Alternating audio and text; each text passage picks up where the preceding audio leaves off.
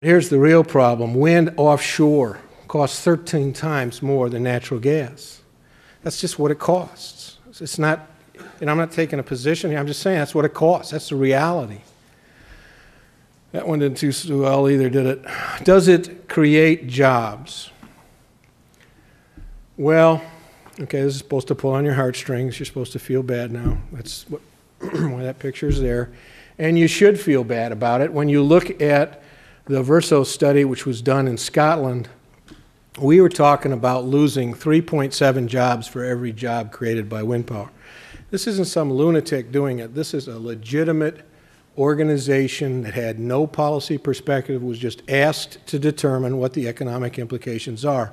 In Spain, it's 2.1 jobs lost for every job created. This doesn't create jobs, and there's no reason to believe it will in the United States either, because they're not making windmills in the United States. They're making them in China.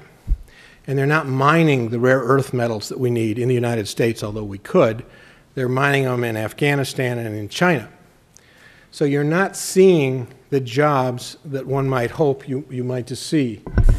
Does it reduce air pollution? All right, let me just say for a minute, how bad is our air? Well, in the 1970s, it wasn't so good when I got started.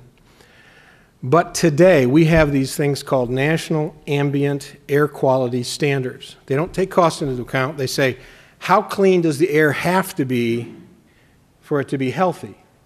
And then let's reduce it by a safety factor, and that'll be our standard. So we have a couple of things that we look at. One of them is SO2, sulfur dioxide, acid rain. How many counties in the United States do you think have failed to meet the National Ambient Air Standard? 7. And none of them are in North Carolina. So don't tell me that these coal-fired plants and the others are causing a problem. They're controlled for pollution, and it's expensive, and yet it's still cheaper than wind.